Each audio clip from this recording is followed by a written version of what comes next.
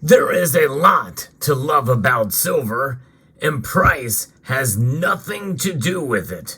I'll explain as we explore.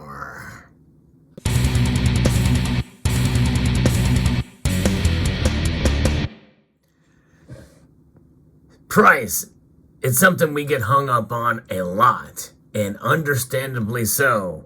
We should not ignore price. In fact, a lot of what this channel is based on in terms of the subject matter of the videos revolves around price.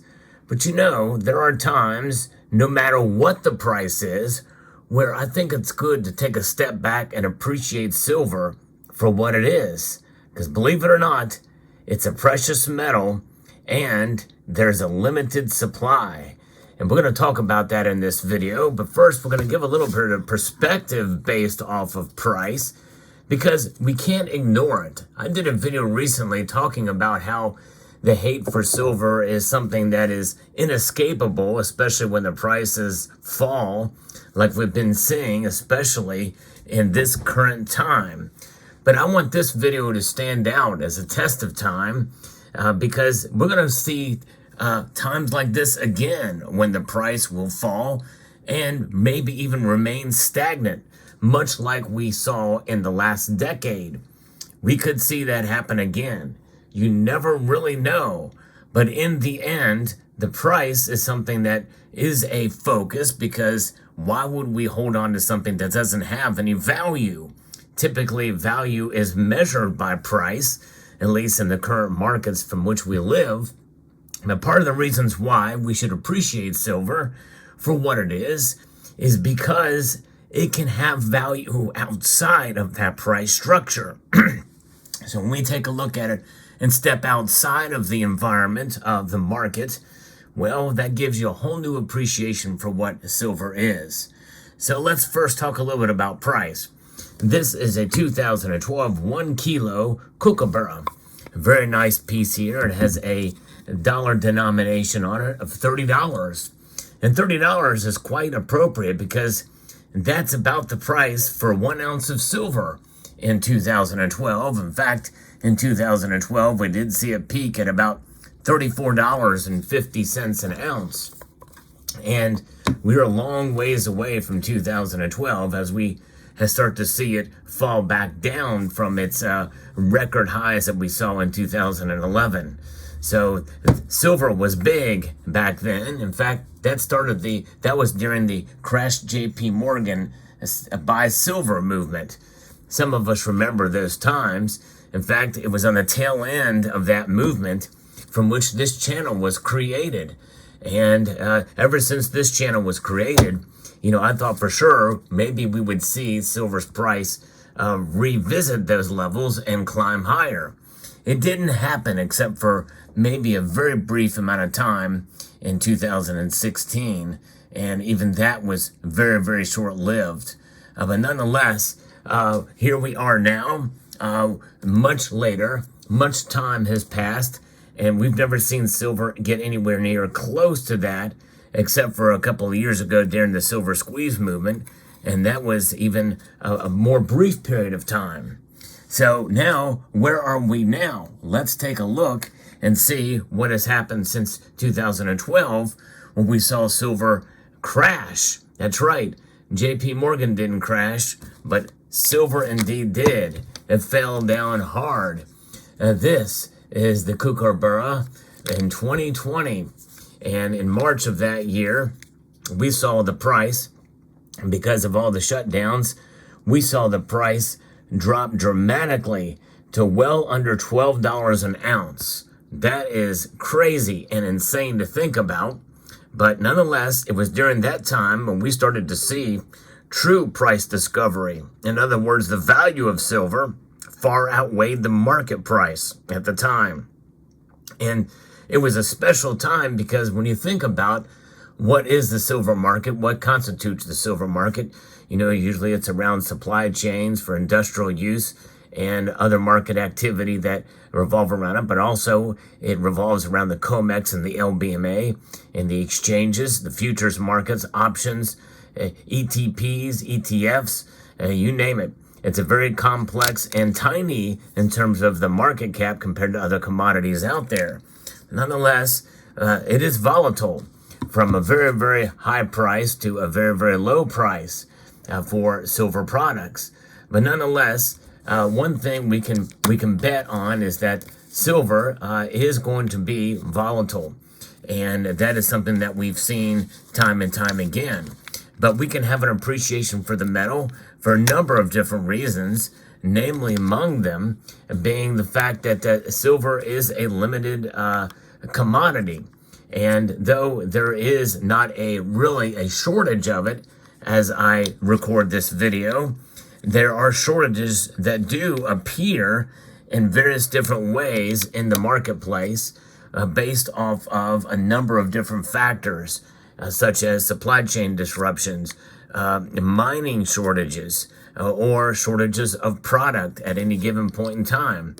And those things are realities that play themselves out in the market and will likely reappear or remanifest themselves in due course. But the thing is that silver as a commodity and as a monetary metal, that's one thing we can appreciate about silver, is that it is indeed a monetary metal. I think that bears itself out in the Constitution of the United States of America. In Article 1, Section 10, is defined as money. It is recognized as commodity money by most in the experts that see it as sort of a hedge, kind of like gold. Even though it is largely seen as a commodity, as an industrial metal, it does have those functions. I like to refer to it as dormant money, money that's kind of asleep, because it used to be that we were able to actually spend it in our pocket change. Our pocket change was indeed silver coins, and these were spent in everyday transactions. It's hard to believe, but that's not really been that long ago in the grand scheme of history, where silver has been used for most of civilized history. Silver has been used as money, as a currency. It's not being used right now, but that does not take away from that valuable attribute of this. And the thing is now we hold these coins and this silver metal to be self-evident. They literally are self-evident. That's the intrinsic nature of what silver is. And folks, that is something to appreciate and love about silver, is its nature to indeed become something that is outside of the current system.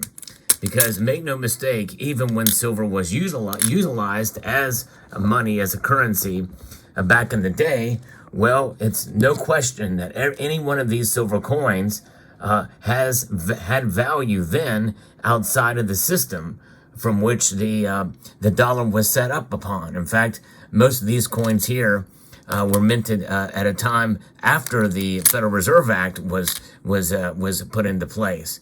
But nonetheless, the silver content in these coins far outweighs any kind of monetary system that can be contrived by man, because of its long historical value from ages gone past, empires, generations, nation states, and the like. Silver maintains value in the grand scheme of things through the course of time. It may take several years, in fact, maybe even decades, because the last decade, from 2011 to about 2020, silver's performance was horrible in terms of its price. Nonetheless, recognizing value, the proposition and the lessons we've learned in 2020 in terms of being able to recognize that sometimes there is a silver market that sits outside of the price proposition. And when we do realize that, and we start to measure our wealth not in these, based off of the number of these it takes to buy one of these, we measure it in the weight. We measure our wealth in ounces, not dollars or any other currency unit out there. And the fact that it is a beautiful metal in its own right, notwithstanding the actual design that you can find on the metal. Let's take, for instance, a silver blank. This is a silver blank. this is what happens to your coins or rounds before they're even created to strike. They come out as blanks like this. And look at the reflective nature on this. There's just some beauty to this that is unmatched, and there's no design on it. It's been brushed a little bit here, and it's ready for the upsetting mill to be turned into a planchet. But even before it gets there, there's some beauty to this that I think is quite remarkable, even with no design. Notwithstanding, the malleability of the metal is quite intriguing as well. And the fact that it can be stamped to many different shapes, in this case a 5-ounce bar, is quite intriguing and quite wonderful to behold a metal like this that has a density to it, more so than copper, brass, and bronze, and in the alloys there, and steel. And it has a weight to it, a heft to it, that gives it an idea and a sense that it is indeed something of value. And then you take that and the various different designs that can be put on this piece with special sandblasting techniques to be able to create proof and proof-like finishes of varying different degrees and levels, and intricate designs and patterns that can be put into them to give a confidence and security, especially with lenticular imagery that you can see on silver products, to be able to give you an indication of the veracity of the piece that you're buying. Simply by looking at some silver coins, you can tell whether they are genuine or not by certain features that are intricately stamped upon the metal. There's a beauty to the designs that you can see on silver coins, and I think that is one reason to really truly appreciate silver. Silver has a reflectivity and a beauty to it that no other metal, including gold, can match. And that is something to appreciate and love about the metal. Silver will never go to zero. And of course, anybody can say that about most any commodity, but silver indeed, being the metal that it is, as a precious metal, that it is just rare enough that rarity will provide a foundation for its value proposition. And I think in a sense we saw that in 2020.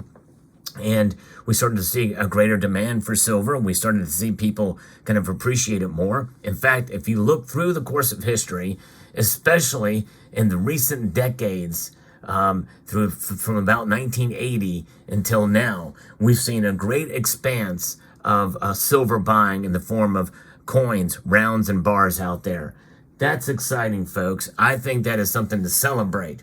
In fact, I celebrated it just recently by buying more silver. I bought this 5-ounce Homestead America the Beautiful coin at a local coin shop I visited, and I got a fair deal for it. I paid a little bit above spot, but these are certainly going for a premium on the secondary market. Some of these America the Beautiful quarters in the 5-ounce bullion size have done fairly well in the secondary market. And that's the other thing I want to talk about, is that with some silver coins, you can speculate in the silver market, in the numismatic and collector market, if you so desire. I'm not one to really do that. I enjoy the beauty, and I buy coins for their beauty. And I'm willing to pay a little bit more for some in order to make that happen. You know, this is a piece I got at a coin show some time ago for $35 for this 1-ounce piece. It didn't come with the paperwork or the original government packaging other than the capsule, but it's a coin that I like and I find quite beautiful in high relief, and I love the wedge-tailed eagle design. So that's another way that you can appreciate the beauty of silver, is by collecting silver coins you enjoy. You're always protected by the intrinsic value therein of the silver that you have. But you know, with all of this negativity about silver, there are times to appreciate it. But the true appreciation of silver is appreciating it in a realistic manner. And I think that's the overall message I wanted to send with the prior video I did about silver and the hatred of it being kind of real these days.